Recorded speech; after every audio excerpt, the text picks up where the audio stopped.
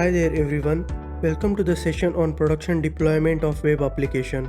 For this session, we'll be using Docker and Kubernetes to manage our deployments. Even if you are new to both of them, don't worry, I will do my best to explain so you can follow along the video. Also please feel free to ask any question related to this topic in comment section. In the world of dynamic web application, it's very rare to have just static web pages without having backend server. Now let's create one brand new Angular application called as frontend.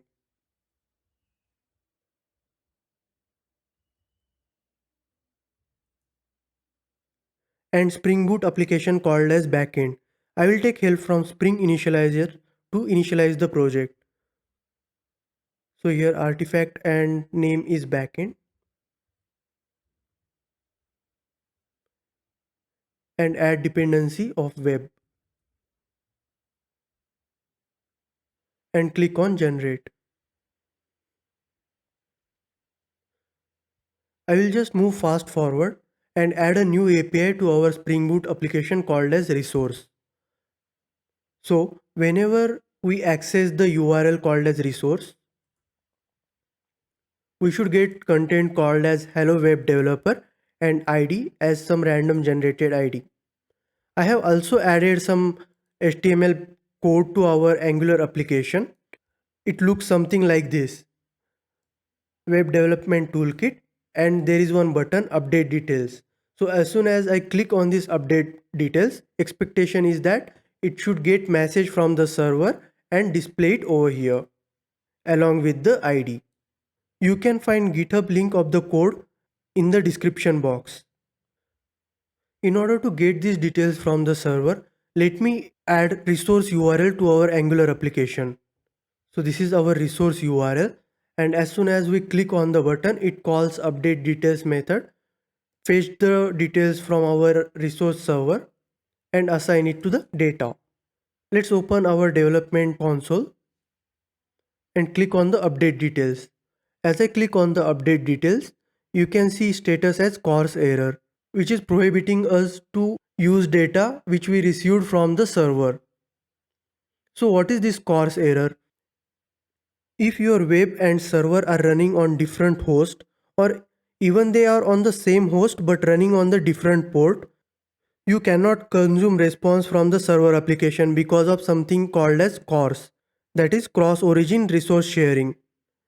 As you can see here, our front-end application is running on 4200 and our back-end application running on 800. So our both the applications on the same host but different port. By not allowing CORS, browser keeps us safe from lots of security threats that can happen due to consuming malicious data from unsafe host. So there are two strategies to deploy application to production without losing benefit of CORS. Each has its own pros and cons, but most commonly used and recommended approach is to serve Angular and Spring Boot as a separate component. In this session, we will take a look into less popular approach, that is embed and serve Angular component from Spring Boot. And if you are interested to learn other strategy as well, you can find its link in the description box. So let's get started with jar packaging approach. I have restructured a code little bit. You can follow the similar steps as per earlier session, like first download backend from Spring Boot initializer, then cd into source main folder and create ng new app frontend.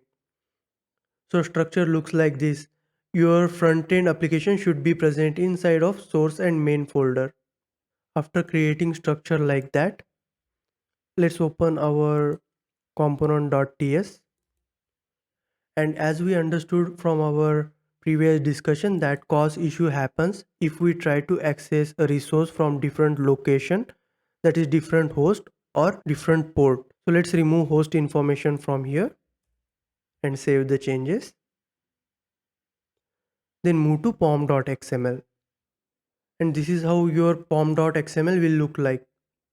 It will have just dependency information. In order to run both front-end and back-end from single jar file, you need to follow few steps in order. Like first perform prod will on your front end application so that this dist folder will get generated, and then copy all the content of dist folder inside this target classes and create one new folder static and copy all this content over here and start the application. You don't have to perform these steps manually. For that purpose we can use Maven frontend plugin. So just hit enter after this plugin and paste this. So as you can see, this is front-end Maven plugin and we are using Node version 14. So it takes source main front-end at its directory and perform npm install. After that it executes build prod. So this build prod is nothing but in package.json you can see ng build prod. So once these steps gets executed, the dist folder will get created within the front end. Now only job pending is to copy the content of dist folder to target classes, and here there should be one new folder with name static, and inside that all these files should be present like main.js, polyfills.js, runtime.js. So for that purpose we will use one more plugin called as Maven resource plugin. So hit enter after plugin and paste this new plugin. So as you can see, this new plugin is Maven resource plugin. It performs copy resources job and it copies all the content of this front end folder within the dist folder to classes and static folder. After editing this POM file, just hit Maven refresh and execute the application with command mvn spring boot run. You can see all the steps over here, like that front end plugin is installing node version specified. After that it is performing npm install. After that it is running ng build prod.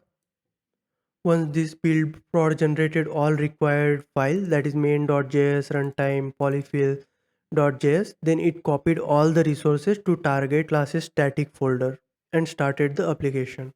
Now if you access localhost 8080, you can see our application coming over, and if you open the network tab and perform update details, you can see the content is getting updated from the response of server.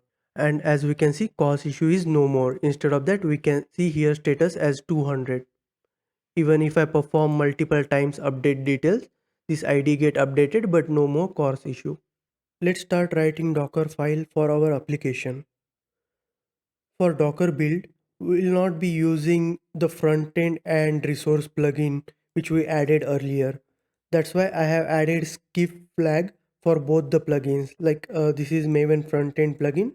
I have added prod Docker build as well as another plugin. This is the resource plugin. I have added skip flag over here as well. So this Docker file contains three stages.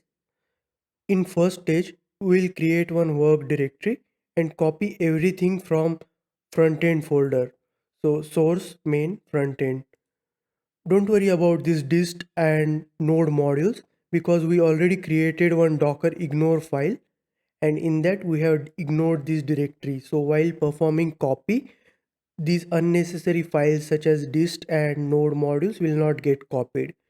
After that, perform node install and npm run build prod, which is nothing but ng build hyphen hyphen prod from package.json file. After that, first stage will be over and result will be stored in node variable.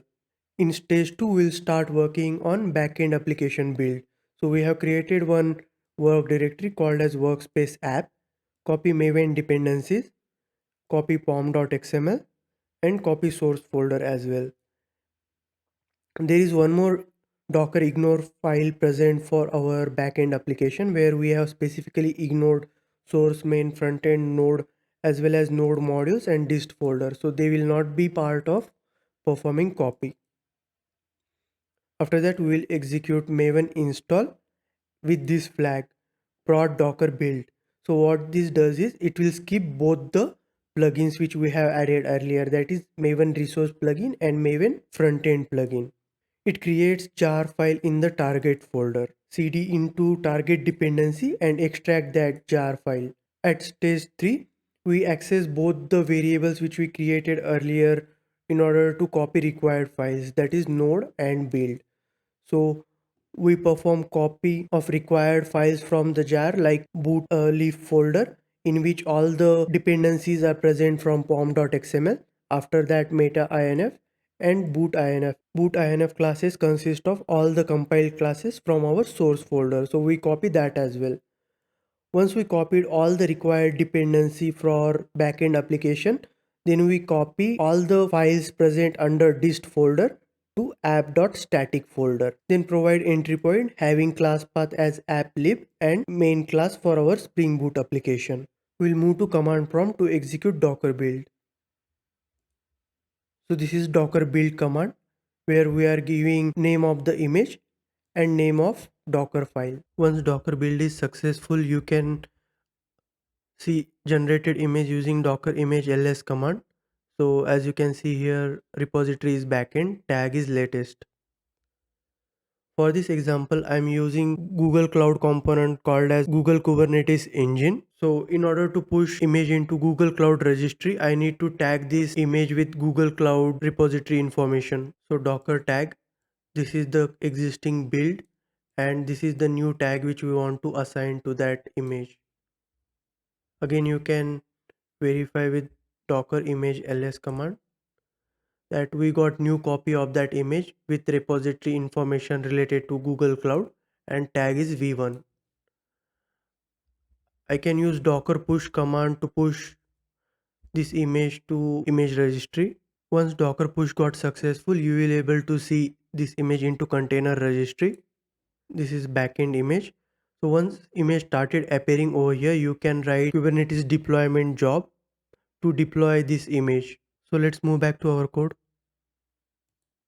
So this is Kubernetes deployment job for backend image. You can find this image on the GitHub link shared in the description box. So this is backend is the name of deployment and we are tagging this image with three labels. First one is app hello, tier backend and track is stable. Here are the image details which we are going to deploy and we used image policy as always. In order to execute this deploy job, we'll be using kubectl command. So kubectl apply kube.deploy.yml. Once you see backend created, you can move back to GKE and verify workload. As you can see, backend is created, status is OK and type is deployment. In order to access this application, we need to create service. There are three types of services supported in Kubernetes. So first one is cluster IP. Whenever we want to access application within cluster, then we use cluster IP service. And when we want to expose application to external world, at that time we use node port service. Similarly, we use load balancer service as well when we want to expose application to external world. So in this demo, we will be using load balancer service to expose this backend application. Let's move back to our code. And you can find here another Kubernetes file called as kubelb service YAML. So here is the name of our load balancer service, backend LB service. And these selectors are very important. These should exactly match with the deployment selectors. So what happens whenever you try to access this service, it will check these selectors and redirect request to the deployment which is having the same labels. So in this case, app hello and backend tier. Similarly, app hello and backend tier. So all the traffics get redirected to our backend application. Here some other details such as protocol, port which we will be accessing and target ports where it want to redirect the traffic and type is load balancer. So in order to execute this YML file, we will be using same kubectl command. Kubectl apply kube lb service YML. Once it showed message lb service created, you can head back to our GKE environment, go to service. You can see here backend LB service is created, status creating service endpoints and type is external load balancer. It takes few seconds to change status to OK and allocate endpoint to load balancer service. If we access this endpoint, you will able to see our front-end application. And if I open our network tab and perform update details operation, we can see our UI got updated with response from server. And you can see here response status is 200. So we are not getting cause issue anymore. I can perform multiple type this update details. We can see this ID is getting updated, and for all the requests response status is 200. That's all for this tutorial. Thank you for watching and let me know your feedback in the comment section. Thank you.